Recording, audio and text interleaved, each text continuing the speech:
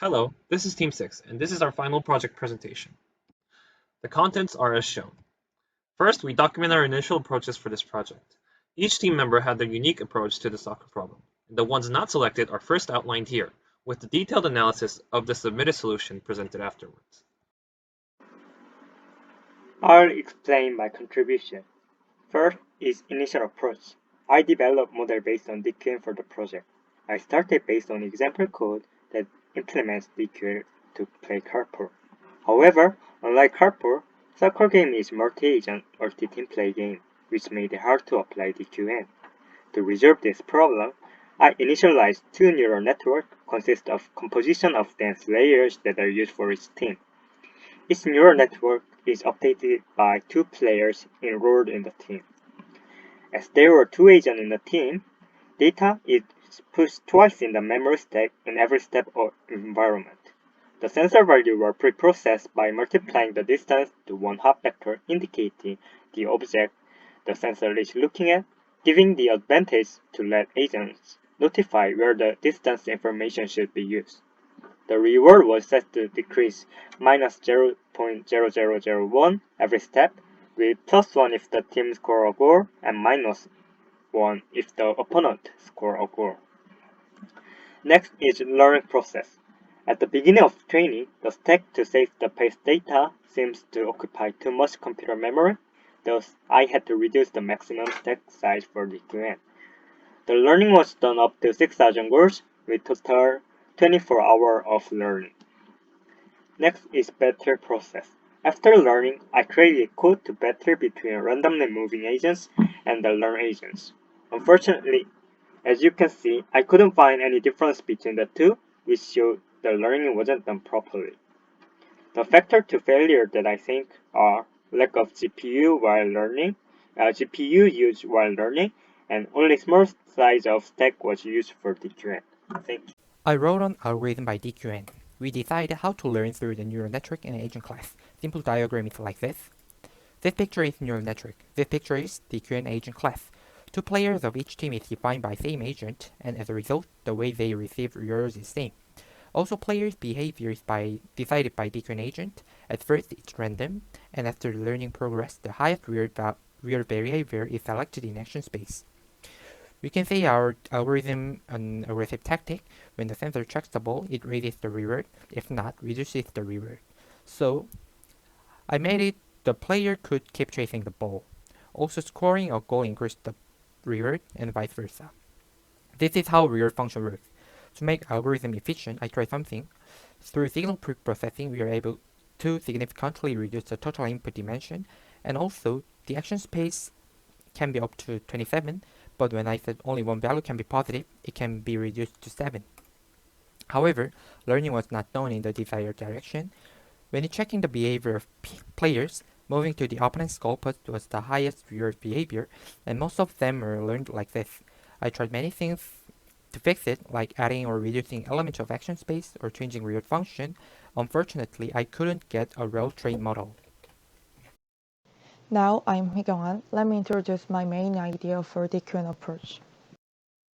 First, team-based.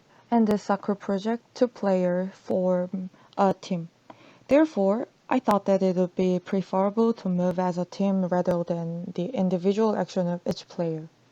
So the state uses both players' observations, and the action is determined by combining the action of both players. DQN algorithm requires state and action. For state, I thought that it was difficult to accurately calculate the position of player and the ball using observation information. Therefore, observation itself was used as a state. Sensor values has 7 signal values and 1 distance value. It was decided to match the 7 signal values with a number from 0 to 6. And for action, not all actions are required. A few actions are enough. To prevent taking a static action, exclude static action like 000. So using only 6 actions for each player. So total 36 actions for a team. Next, reward. I give 1 minus time penalty for a team that scored, and give -1 for a team that didn't score.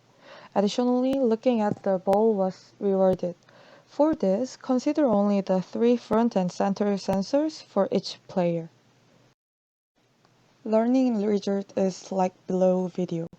One player say it the only goal position and other player round and round infinitely. In other words, it seems to do only 102 action.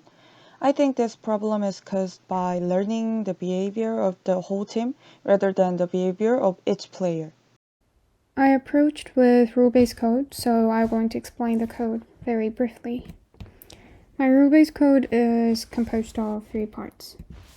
First part is a pre-processing part, so I separated and organized data given from the Unity by their sensor numbers and their player numbers. So this part also had several helper functions that could extract the distance between the desired object and the player himself through sensor information. The second part is understanding the situation based on the data. I also divided this part into 2 cases, defender and attacker. The data given from the sensor puts itself into one of these groups. So determining which group to be put was mainly about comparing the distance between the ball and our team, and the distance between the ball and the opponent team. In addition to this, it was made to choose between an attacker and a defender by considering various factors such as which goalpost I am currently close to and where the opposing team is currently. The last part is to make a corresponding response based on the decision from part 2. The strategy I chose was to get the ball as early as possible and to move as close to the wall as possible to reduce the chance of losing the ball while you're moving with the ball. Due to the poor implementation for the process of making the player to move close to the wall with the ball, the code showed insufficient result. Now, the submitted final solution is presented. The submission was selected with the basis of presentable logic and novel approaches. First is the motivation. The main paradigm is a reinforcement learning approach featuring a modified version of proximal policy optimization, or PPO, in discrete action space. PPO is an actor-critic policy gradient method developed in 2017 by OpenAI. Advantages of PPO include less sensitivity to hyperparameters and stable convergence. Additional to PPO, features in preprocessing, PPO algorithm, and learning routines are added to fit the needs of this project. Now the theoretical and logical details are outlined. First is the PPO algorithm. PPO algorithm is a type of actor-critic algorithm where 2 networks are trained simultaneously. The actor directly trains the policy, and the critic helps the training process by providing estimates of the value function. To make the actor output discrete, a set of 7 primary motions were chosen and the softmax layer was added to the output of the actor network. PPO is a special type of actor-critic algorithm where the actor loss function is designed to provide no further benefit when the parameters are too far away from the original, where they might interfere with the linear assumption, and the critic loss is set to a mean squared error. Now for the modifications. First of the enhancements are the pre-processing of sensor data. Distance of each sensor is multiplied into the object data. For example, suppose the information is the object enemy goal at the distance of 0.142 units. The raw output would be coded like this, with the length of 8, where index 2 of the enemy goal is set to 1 and the final value is set as the distance. But the pre-processed data encodes the distance into the 1 index, making it length 7. This has the benefit of shorter features and reduced need to learn simple association between features. Some modifications are also added to the PPO. First, in similar spirit of the actor loss clipping, the critic loss is also clipped to prevent being altered too much by outlier samples, and the value of loss function is changed as follows. Next, the entropy term is also added to the actor loss, so that the loss is discounted when new information is gathered. This promotes exploratory behavior that enables finding better strategies. Finally, there are modifications to the learning routine itself. Each player is considered an agent in the solution, so to adapt this to the multi-agent environment, the role of attacker and defender is divided and trained under different setups. Additionally, only one policy is trained at a time, so that the multi-agent aspect of this task is isolated as environment. Interactive approaches allow changing almost all learning parameters while training, making it a useful tool to add user input. Now the code itself is presented in detail.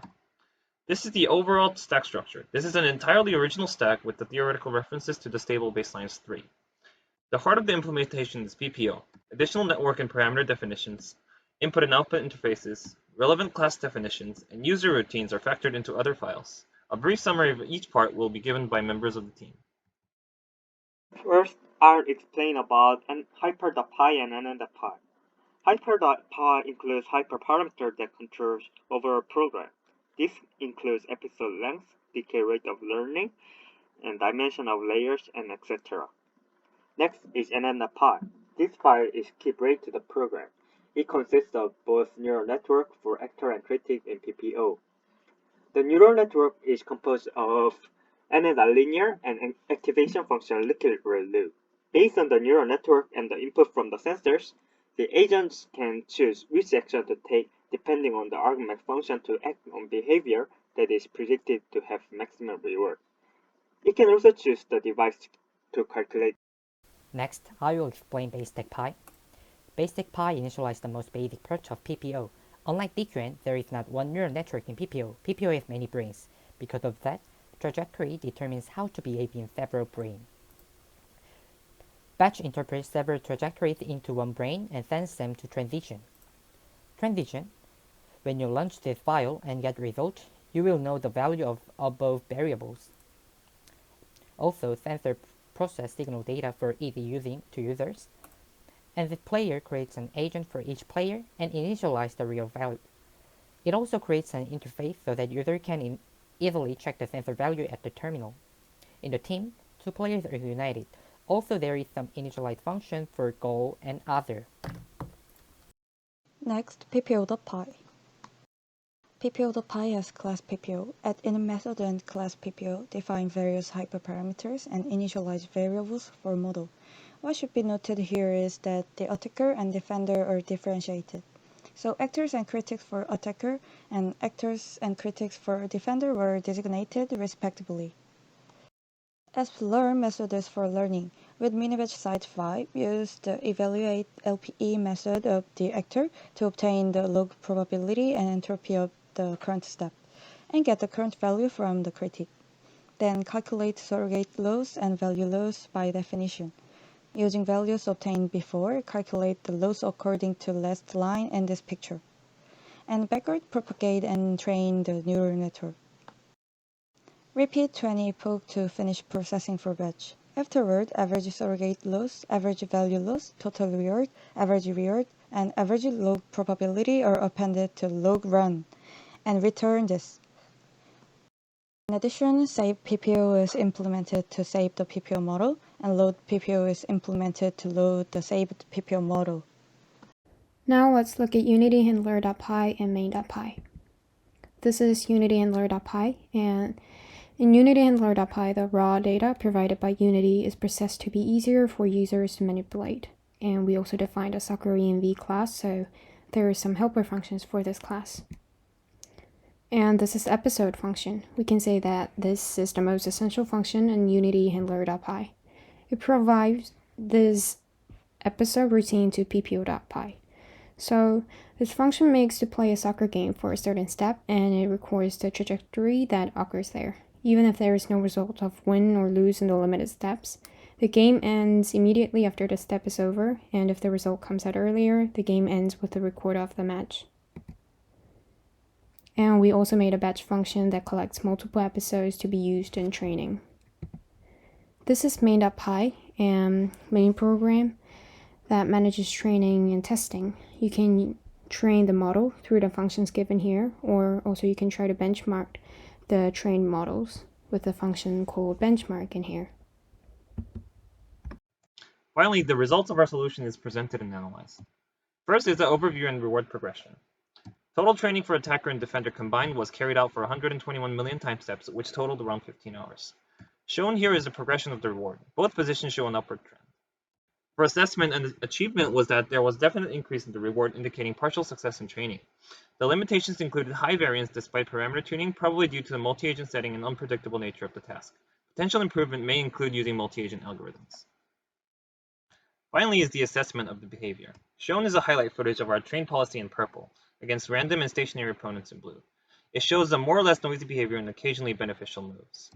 For assessment, the achievement was that the train policy showed good statistics against random and stationary opponents, indicating that the training itself was meaningful.